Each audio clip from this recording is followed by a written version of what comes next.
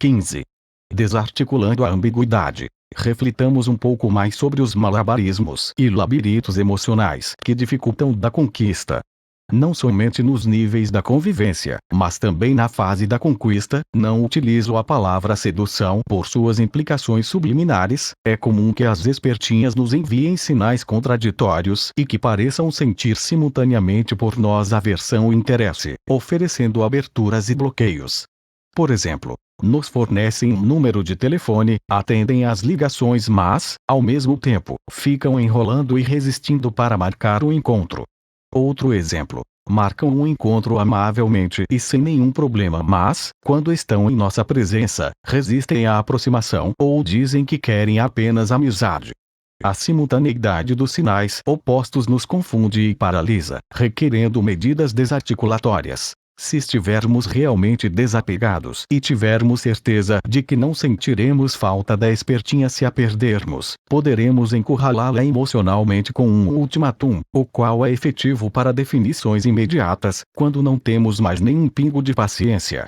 Entretanto, se tivermos ainda um pouco de paciência e suportarmos esperar, um caminho desarticulador efetivo é a solicitação de confirmação dos sinais desfavoráveis. Vejamos este meio mais de perto. A espertinha que adota o comportamento ambíguo nos envia simultaneamente dois tipos de sinais: os favoráveis e os desfavoráveis. Os favoráveis visam acender o nosso desejo para nos prender e nos induzir à abordagem. Os desfavoráveis visam frustrar o desejo acendido e conter o nosso ímpeto persecutório, mantendo-nos a uma distância determinada de acordo com os interesses dela. A intenção final é nos induzir a correr atrás delas como uns tontos imbecis. O comportamento ambíguo, composto pela contradição de sinais, impede as tomadas de decisões. Mas os sinais desfavoráveis são um ponto fraco e constituem uma abertura nos flancos por onde podemos virar o jogo.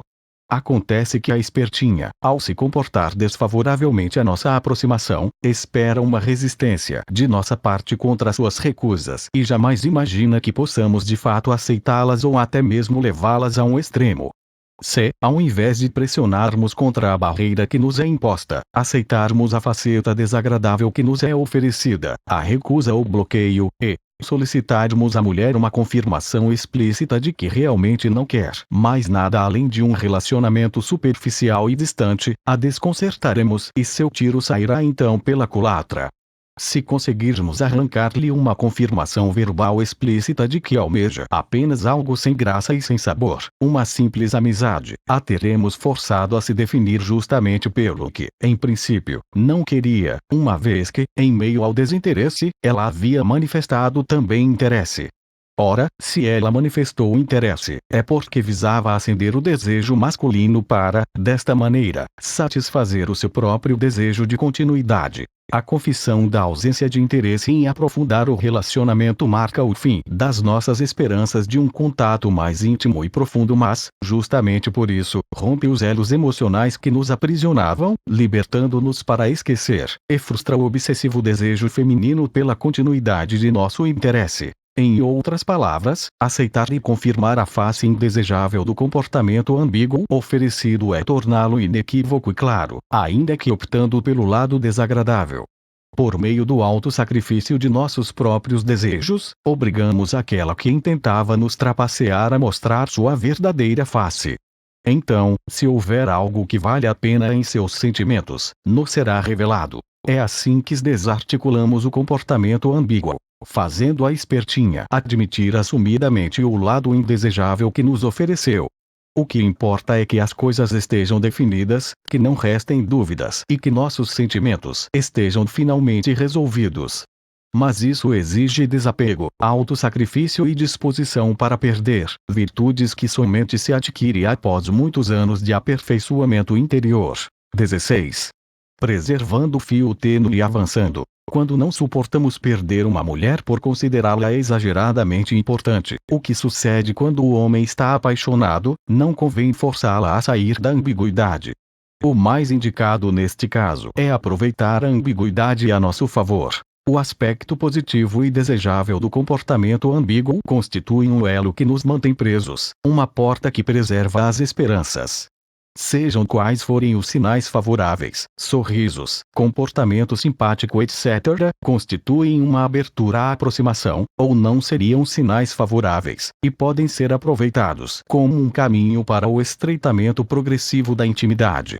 Neste caso, simplesmente ignoramos os sinais desfavoráveis, adotamos um perfil masculino ideal e vamos penetrando pelas aberturas com certa naturalidade. Para tanto, basta aproveitar os sinais favoráveis sempre que os mesmos forem manifestados, indo um pouco mais além a cada manifestação, mas sempre ocultando com perfeição as reais intenções. Aproveitemos as aberturas, mas não ousemos em exagero. Não me parece correto destruir o tênue fio se não quisermos realmente partir para outra. Parece-me mais sensato reforçá-lo. Quando queremos aproveitar a ambiguidade ao invés de finalizá-la, o indicado não é forçar a definição, mas, ao contrário, aproveitar as aberturas, sinais favoráveis, que nos sejam oferecidas, ainda que poucas e em um contexto confuso, escolhendo as formas qualitativamente corretas de aproximação, abordagem e insinuação, e evitando formas qualitativamente errôneas, as quais legitimam reações de escândalo e acusações de assédio. Portanto, neste caso que agora tratamos, a ambiguidade deve ser permitida porque contém em si um fio tênue que pode, algumas vezes, ser considerado uma esperança de união a ser alimentada e reforçada. Para um infeliz apaixonado que não suportará a dor da perda, adaptar-se ao comportamento ambíguo pode ser melhor do que forçar uma definição. Adaptar-se à ambiguidade é atuar implicitamente, com certa dose de hipocrisia, como se não pensasse nisso, como diria Eliphas Levi. É assim que desenvolvemos a hipócrita negação de intenções e o irritante comportamento indefinido, avançando sem assumir o óbvio e negando o evidente. A leitura geral das reações femininas, e não do que é dito explicitamente, nos dirá se devemos avançar, parar, retroceder ou desistir. A preservação da severidade masculina em tempo quase integral aumentará as chances de sucesso na empreitada de aproveitar os sinais favoráveis. Ousar com prudência. As investidas, insinuações, que visam aproveitar as aberturas, sinais favoráveis, requerem certa dose de risco e ousadia combinados com prudência e sensatez. É contraproducente abordar indiscriminadamente e de qualquer maneira. Há vários níveis ou graus da intimidade e dar saltos ao estreitá-la pode ser desaconselhável. O momento decisivo. Se um homem não souber identificar e aproveitar o momento específico de abertura favorável para uma imediata e ousada insinuação, poderá fazer com que a mulher se feche de forma total e definitiva. Este momento constitui uma parada psíquica em que as reações femininas se congelam pelas emoções intensas, pela dúvida e pela incerteza. Passado um momento, o volúvel ser feminino recupera suas emoções normais e passa a ver o homem como alguém desinteressante e sem graça. O caráter hipócrita RS, ou seja, a negação das intenções evidentes, protegerá o homem durante suas insinuações, permitindo o retrocesso caso seja necessário. Sempre deve haver uma boa desculpa para o contato e as insinuações. No momento exato, o qual nem sempre é fácil de calcular, o homem deve abraçá-la e beijá-la para desarmar completamente ou irá provocar uma decepção. 17. Esclarecimentos adicionais. Esclarecimento sobre a luxúria. Amigos, preciso deixar claro o seguinte. 1. Não sou favorável à promiscuidade. 2. Não sou favorável à luxúria. 3. Não sou estudioso de sedução. Obviamente, vocês todos têm o direito de gostarem do que quiserem e de terem as próprias opiniões, sem necessidade alguma de concordar comigo. Meu trabalho é diametralmente oposto ao daqueles que ensinam como seduzir mulheres para ter várias. Eles consideram a degeneração bonita e eu a considero detestável. Eles amam a fornicação e a luxúria, enquanto eu as rechaço frontalmente. Se em algum momento ensino algo sobre sedução, o faço apenas superficialmente e com a intenção de ajudar aqueles que possuem dificuldade para encontrar uma companheira que seja do seu agrado e não para estimular a depravação. A paixão romântica não é mais do que luxúria disfarçada, manifestando-se sob forma emocional. O desejo de estar junto, de ter a pessoa para si etc. é simples desejo sexual sentimentalizado. No coração, a luxúria assume a forma de romance mas não deixa de pertencer ao mesmo magnetismo animal. Na mente, a luxúria assume a forma de fantasias eróticas e imaginações morbosas. Na esfera da ação, se transforma em perseguição, assédio, cantadas e insinuações de todo tipo.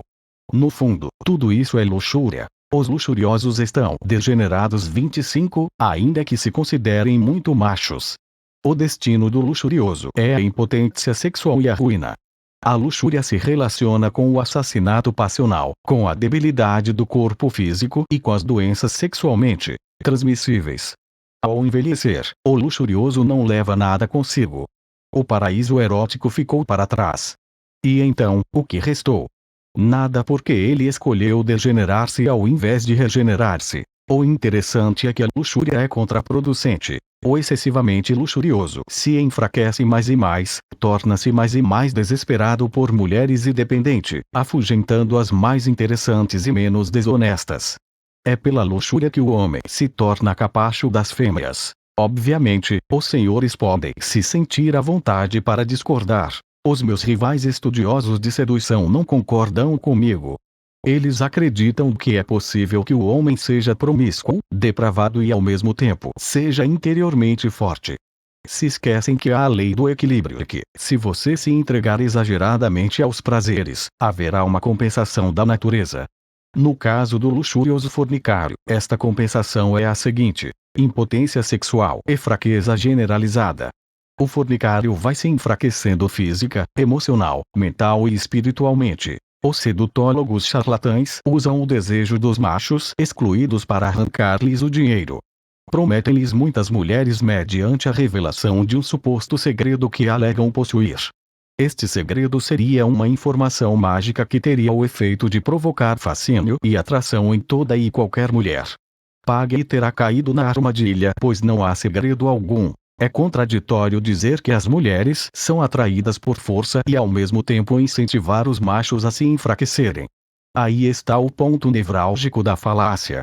Se a mulher é atraída por força, isso significa que, se você dissipar sua força, ela perderá o interesse. Esclarecimento sobre a quem se destinam meus escritos. Minhas orientações não devem jamais ser aplicadas por débeis, degenerados, infrassexuais, promíscuos, passionais etc. Elas somente funcionam com os interiormente fortes e não com os fracos. Aqueles que aplicaram minhas orientações e comprovaram que as mesmas funcionam, são os fortes. Aqueles que tentaram aplicá-las e se deram mal são os fracos.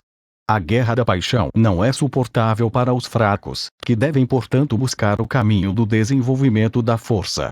Apenas os realmente fortes interiormente a suportam ao ponto de desarticulá-la. Seria eu preconceituoso com os fracos? Não.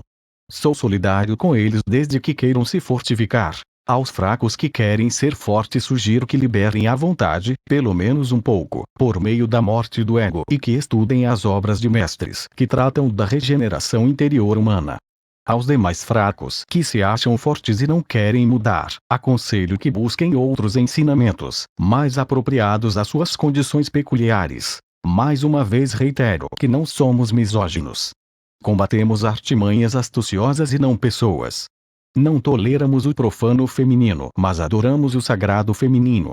Nossa indignação é justamente porque o profano sufocou o sagrado, tomou-lhe o espaço, e por isso o combatemos. Somente o sagrado feminino pode nos levar ao paraíso, mas para isso temos que vencer seu oposto, o profano feminino, em todos os seus aspectos. Portanto, estamos a favor do aspecto superior e nobre da mulher e contra o seu aspecto inferior, o qual impera nos dias atuais.